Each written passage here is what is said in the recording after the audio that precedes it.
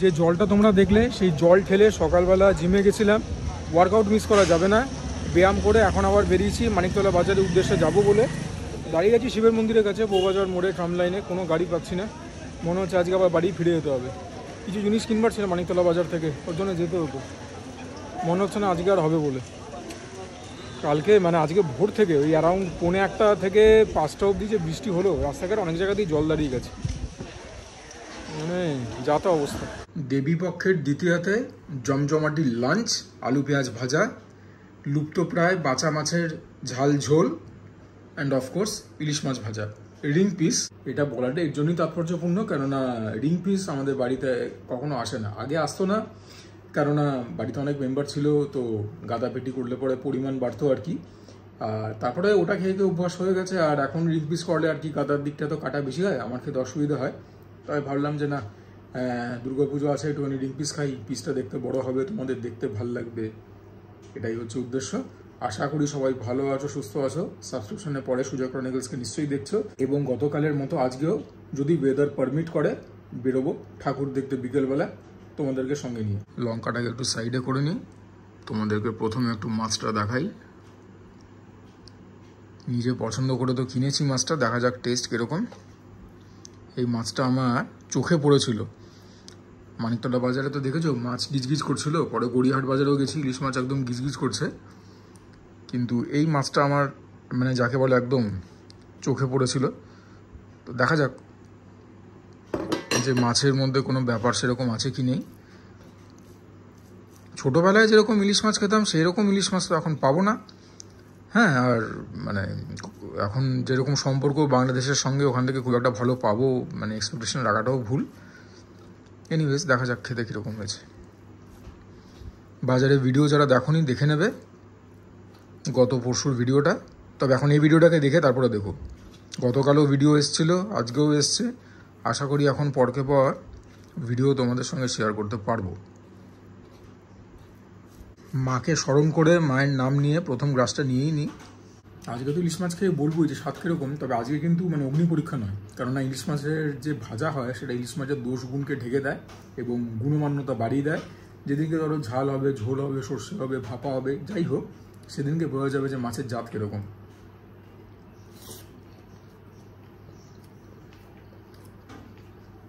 বাকি গরমা গরম ভাতে ইলিশ মাছের তেল, সঙ্গে কাঁচা লঙ্কা, এটাকে নিয়ে কি বলবো বলবো। এইবারে হচ্ছে সেই অগ্নি পরীক্ষা, দেখা যাক মাছ কিরকম। এই জায়গাটাতে তো কাটা হবেই, তো কাটা বেছে খেতে হবে, দেখি স্বাদ কিরকম হয়। জয় মা, সব মায়ের কৃপা, বাঁচালে মাই বাঁচাবে।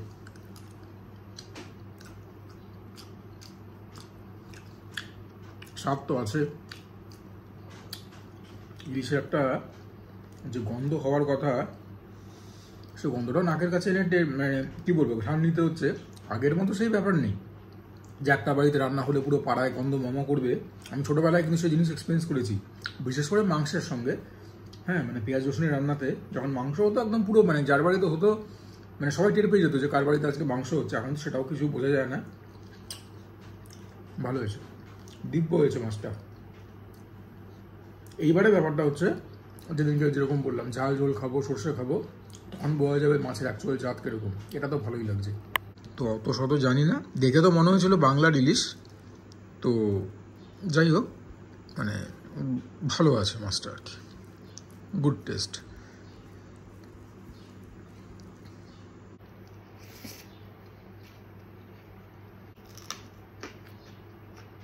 একদম জমে দুই। আলু পেঁয়াজ ভাজা তো হাতটা লাগাই, হ্যাঁ, নইলে পরে কিন্তু ফ্যাল ফ্যাল করে মুখের দিকে চেয়ে রয়েছে যে ইলিশ মাছ পেয়ে আমাকে ভুলে গেছো।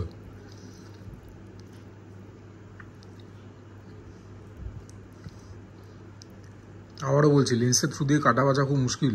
শুধু এইটার জন্যই তোমরাও মায়ের নাম নিয়ে সাবস্ক্রাইব বাটনটা ঠুকে দাও যারা এখনও ঠোকুনি, আর ভিডিওটাকেও লাইক করে দাও। জম্পেশ ক্রাশ।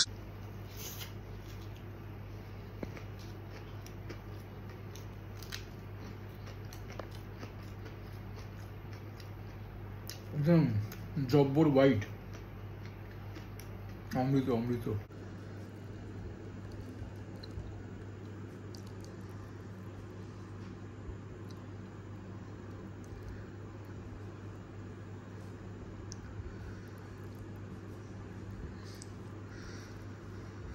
ভাতটাকে সাবার করে নিয়ে মাছটাতে মনোনিবেশ করতে হবে, কি বলো? পরেও তো বাঁচা মাছ রয়েছে।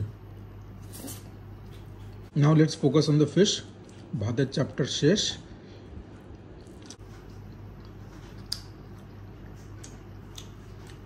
স্লাইট মিষ্টতা তো আছে মাছে। ওই যেদিনকে ধরো ঝোল ফোল খাবো সেদিনকে টের পাবো। এটা মানে ঈশ্বরের আশীর্বাদ। কথা বলতেও ইচ্ছা করছে না, আরামে চোখ বুঝে আসছে। আহা,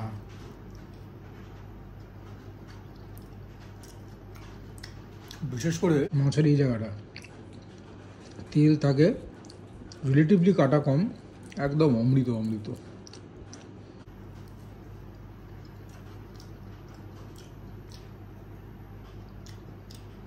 তবে যাই হয়ে যাক তাই হয়ে যাক, বৃষ্টিটা থামছে না।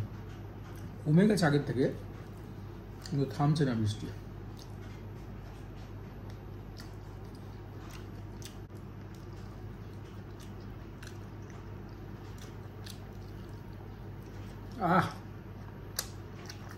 ডিমটা এখন উড়িয়ে দেবো না, থাক, এটা লাস্টের জন্য বাঁচিয়ে রাখছি।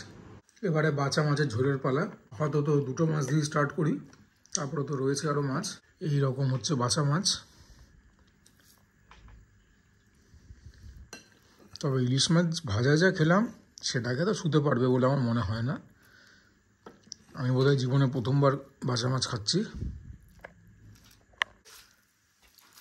সুন্দর ভাত মাখলাম। তবে এরকম টাইপের ঝোলগুলো আমার খুব একটা পছন্দ হয় না।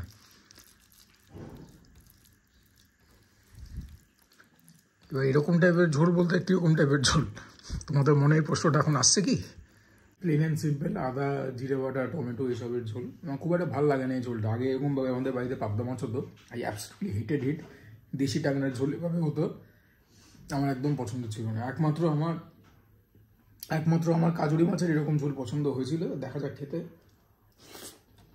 ভালো হয়েছে, নুনটা একটু কম, তবে ঝাল ঠিকঠাক হয়েছে, ফ্লেভার ভালো। এই ঝোলগুলো খেয়ে তৃপ্তি হয় এরকম শুনেছি আমি, তবে আমার আজকে খেতে ভালো লাগছে। যেহেতু ঝালটা বেশি হয়েছে আমার জন্য ভালো লাগছে। দেখি মাছটা কীরকম। হাফ ভাবটা অনেকটা পাবদা মাছ গোছের, দেখা যাক টেস্ট করে। পাবদা মাছ টাইপের খেতে, তবে পাবদা মাছ থেকে আমি মাছটাকে এগিয়ে রাখবো। এটার টেস্ট আমার পাবদা মাছ থেকে বেটার লাগলো। সুতরাং বাঁচা মাছ কিন্তু হিট, ভালো লেগেছে, আমার মনে ধরেছে। প্রিপারেশনটা নয়, অন্য আরেক রকম কিছু করা গেলেও যেতে পারে, তবে মাছটা ভালো স্বাদ আছে। যেরকম বললাম ডুবতো প্রায়, তকে তকে থাকবো, আবার পেলে নিয়ে আসবো।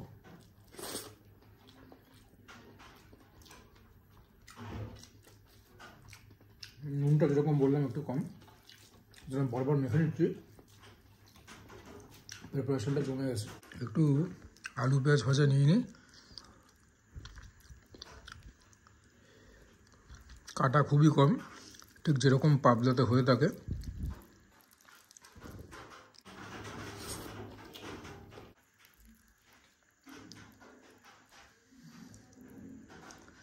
ভাতের পর্ব শেষ, এবার শুধু মাছ এবং অফকোর্স এইটা।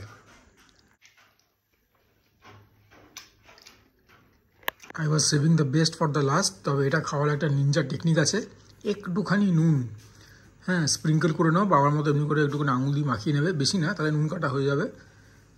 এইবারে একদম একটা ব্লিসফুল বাইট আমার জন্য অপেক্ষা করছে।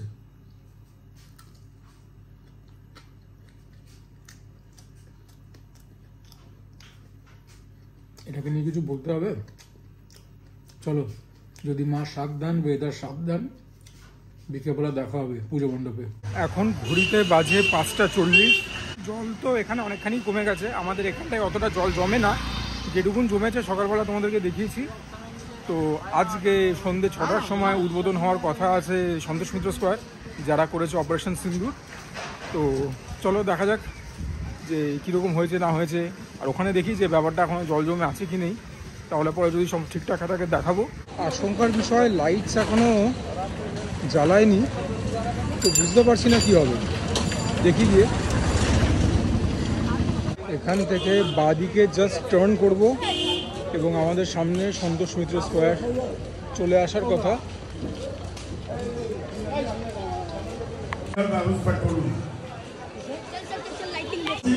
এখনই ভিড় দেখো একবার,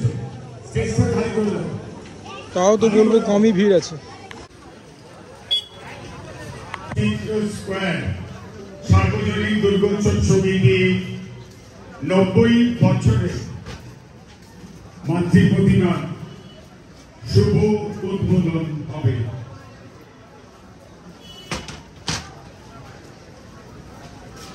ক্ষণের মধ্যেই সন্তোষ মিত্র স্কোয়ার সার্বজনীন ঠান্ডা একবার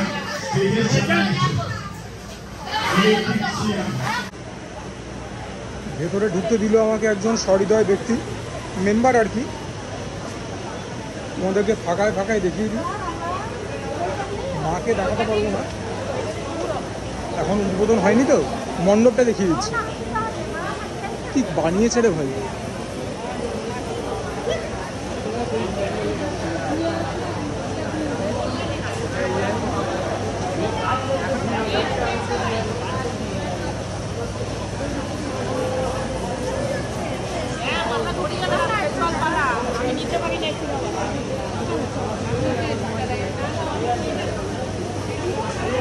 ঝাড়টাও একদম দেখবার মতো। এখন তো এখানে লোহার স্ট্রাকচারটা রয়েছে, কাটিয়ে দিয়েছে।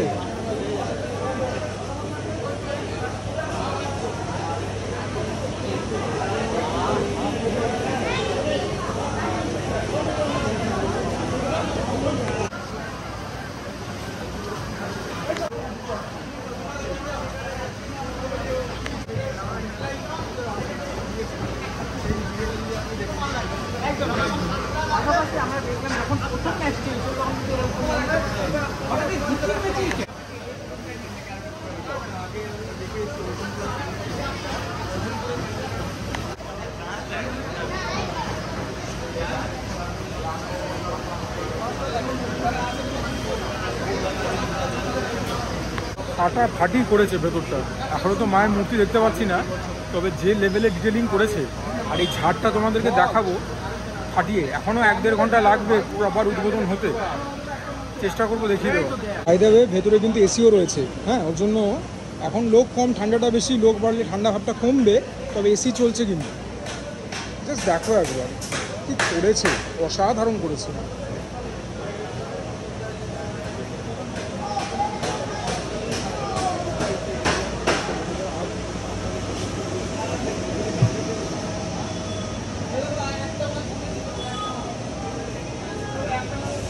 তবে মেন খেলাটা হবে যখন লাইট অ্যান্ড সাউন্ড শোটা হবে। ওটা কোথা থেকে দেখা যাবে জানি না, বোধহয় বাইরে থেকে দেখা যাবে, ভেতর থেকে তো না। So yeah, that is also going to be absolutely repeating. 1-1.5 ঘন্টায় ভাবছি এখানেই ওয়েট করে যাবো, because I believe this is going to be worthy of it. ঘড়িতে এখন কাটায় 6টা, এখনও কিন্তু কাজ শেষ হয়নি। আসলে আজকে সকালের যে বৃষ্টিটা হয়েছে ভোরবেলা, একদম ভাসিয়ে দিয়েছে সব। বাইরেটা তো দেখো, একটা বিল্ডিংয়ে এরকম লিখে রেখেছে।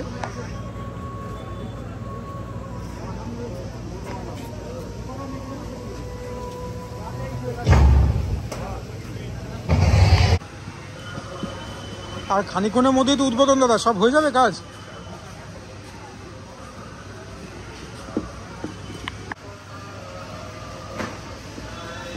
কাজ এখনো হচ্ছে, কি করে বলছে 1-1.5 ঘন্টা ওপেনিং হবে জানি না। আর 1.5 ঘন্টা কেন বলছে, আধ ঘন্টা তো কাটিয়েই দিলাম। প্রত্যেকবারের মতো ওখানটাতে এখনও কিছু ভেতরেই আর কি কিছু স্টল ফল বসেছে, কোল্ড ড্রিঙ্কস, আইসক্রিম, খাবার দাবারে। হ্যাঁ, তারপর এই দিকটায় তোমার দোলনা ফোলনা এগুলো আছে, বাচ্চাদের এন্টারটেনমেন্ট হবে, বড়রাও ইউজ করতে পারে। আর তোমরা জানো সন্তোষ মিত্র স্কোয়ারে তো সবাই আসো, এখন খুব পপুলার। এই সমস্ত দিকে প্রচুর খাবারের দোকান বসে বাইরেটা লাইন দিয়ে। আমরা সেখানে আইসক্রিম, কোল্ড ড্রিঙ্কস থেকে শুরু করে মাংস, pulao, biryani, fried rice, chilli chicken সব পেয়ে যাবে। অন্তত লাস্ট বছর অবধি তো তাই হয়ে এসেছে। আর এখন বাইরে বেরোবার আগে টিভিতে আমি শুনছিলাম খবর যে এই যে ব্যাপারটা আজকে হলো, মেঘ ভাঙা বৃষ্টি, এটার কোনো পূর্বাভাস ছিল না। তবে এখন বলছি এই রেশ আরও 2-3 দিন থাকবে, তবে এতটা সিভিয়ার হবে না। তবে যেটা চিন্তার বিষয় সেটা হচ্ছে যে 5ম থেকে 10ম অবধি আরেকটা নিম্নচাপ আমাদের পশ্চিমবঙ্গে হবে। এবং মুখ্যমন্ত্রী তো কথাই বলছেন যে কলকাতা অতটা সাফার করবে না, কেননা হাওয়া থাকবে, মানে ঝড়টা বেশি হবে, বৃষ্টি কম হবে। তবে সুন্দরবনের ওদিকটা যেরকম প্রত্যেকবার সাফার করে ওরা, সেরকমই করবে। সো মানে নিশ্চিন্ত থাকা গেল না। হ্যাঁ, মানে আমি তো আর ফেলুদা নই, আর আমার সঙ্গে কোনো তপসে নেই, তাহলে পরে বলা যেত যে নিশ্চিন্ত থাকা গেল না তপসে। তবে মা আছে, এটাই ভরসা। মা নিজেদের সন্তানদের 1 বছর করে ওয়েট করা, তারপরে কি এরকম দিন দেখাবেন? কখনো না। এখনও কিন্তু কাজ চলছে ইন ফুল মোশন। 7:45 বেজে গেছে। আর এই যে ভেতরে অপেক্ষা করছিলাম, 1 রাউন্ড ভালো রকম বৃষ্টি হয়ে গেল, টেরই পাইনি। সুজয় ক্রনিকলস ফ্যামিলির একজন মেম্বারের সঙ্গে দেখা হলো, ভালো লাগলো। জাস্ট বিটেক পাস আউট করেছে, তার কাছ থেকেই জানতে পারলাম যে বৃষ্টি পড়েছে, এরকম একটা অবস্থা। কিন্তু কখন যে ঠাকুর দেখতে পাবো কে জানে। তোমাদেরকে ছাদটা আরেকবার দেখিয়ে দিই, একটু অসাধারণ দেখো।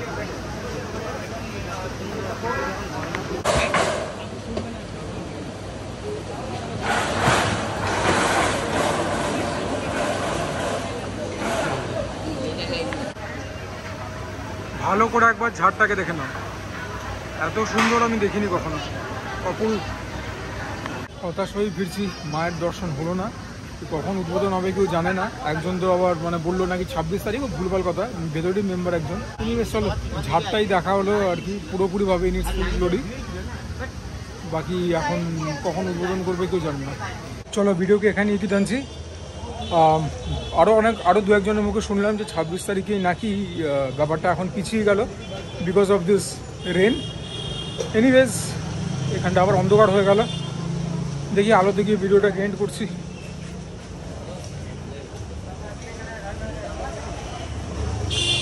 যদি ভালো লাগে ভিডিওটা, প্লিজ ভিডিওটাকে লাইক করে দিও। তোমাদের জন্য এফর্টগুলো নেওয়া। চ্যানেলটাকে প্লিজ সাবস্ক্রাইব করবে। তোমাদের সাপোর্ট ছাড়া কিন্তু কোনোদিন কোনো ক্রিয়েটারে কিছু হতে পারে না, despite all the effort. Do comment down below তোমাদের ভিডিওগুলো কীরকম লাগছে কি না লাগছে। Share my content with as many people as possible. আবার অন্ধকার হয়ে গেল। And for now this is me Sujoy signing off. সবাই ভালো থেকো, সুস্থ থেকো, জমিয়ে খাওয়া দাওয়া করো, পুজো উপভোগ করো, কিন্তু তার সঙ্গে ওয়ার্কআউটটাও করতে হবে।